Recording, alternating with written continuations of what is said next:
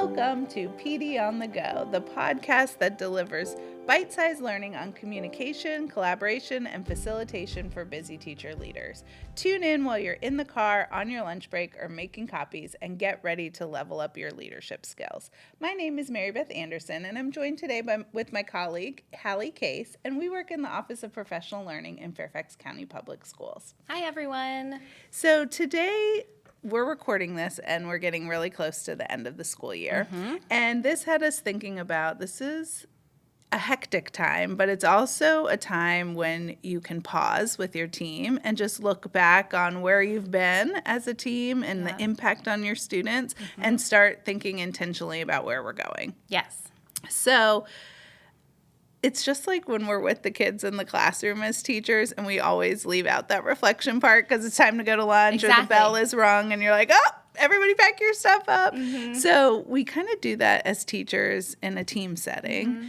But why would it be important to kind of pause and have that formal reflection before ending the school year and not just like hurrying up to get to summer? Yeah. I mean, I think that teachers are reflecting constantly.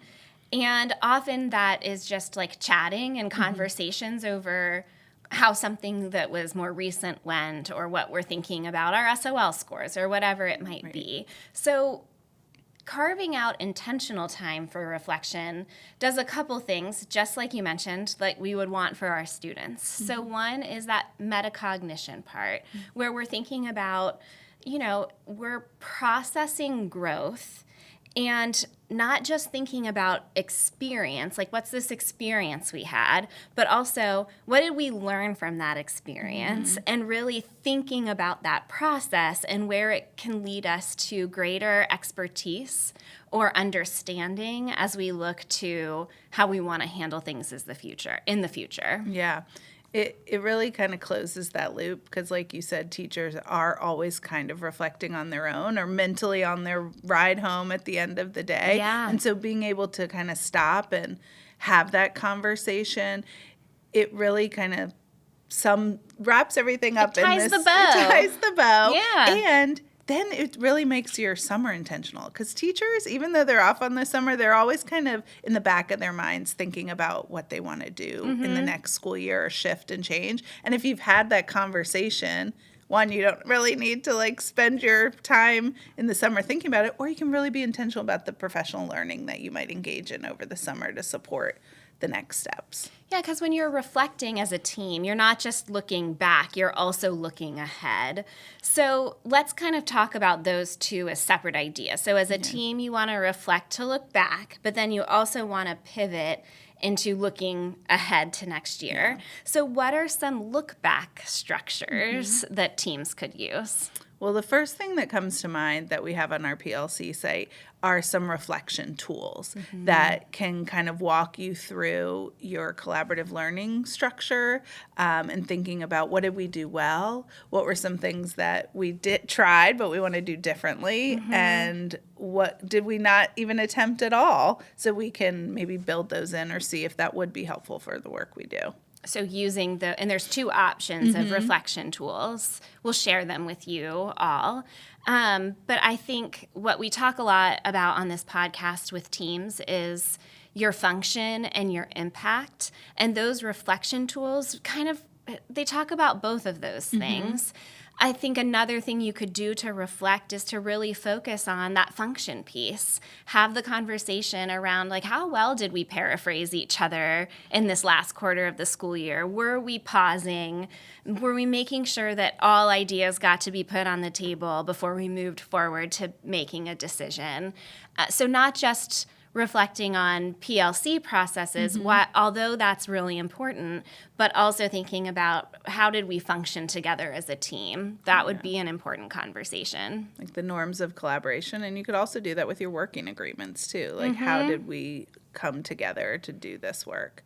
And I mean, it's just like any other kind of reflection or data, is you can use a smarter goal. If your team set a goal in the beginning of the year for what the collaboration was going to look like or what the work was going to do, then you can look back at that smarter goal. And that's also another way to measure that numerical data to see where you've been and where you are. Yeah, and it keeps that third point where you can look at, even if you didn't reach 100% of what you were hoping to in your SMARTer goal, what progress was made towards it, and really leaning into the positive component of your conversation, like practicing that asset-based language as a team, because especially at this point, there's no going back. So let's really just focus on our celebrations as we reflect. And at the end of the year, it is so important to take the time to celebrate. It's been it's a long year. We've put in so much work, and we want to celebrate the good that we're doing. Right.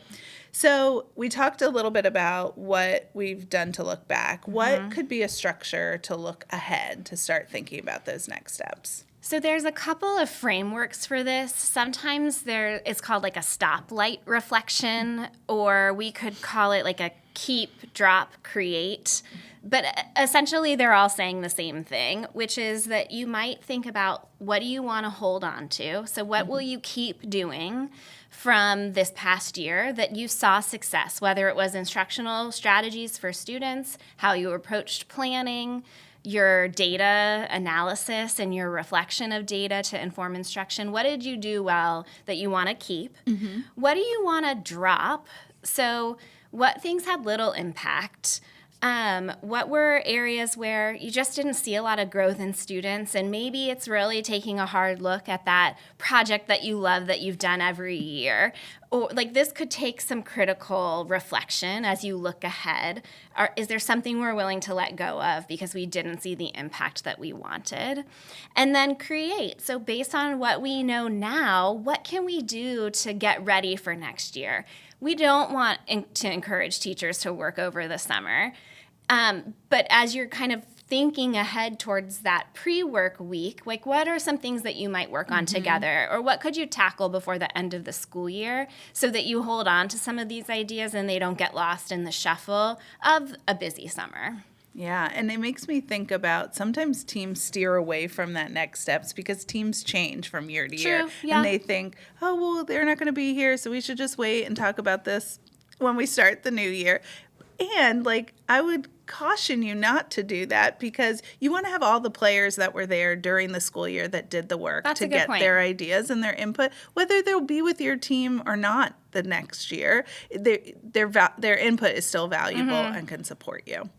So thinking about this episode and some resources we can share, we will upload onto our PLC or onto our teacher leadership Google site. We'll link the 2 reflection options for your CLT, and you can find those on our Instagram page at FCPS_PD. There's a link in the bio. And if you're in Fairfax County, you can also search PLC in Atlas and find our resources as well. So thank you for tuning in, and please join us next week for more PD on the Go.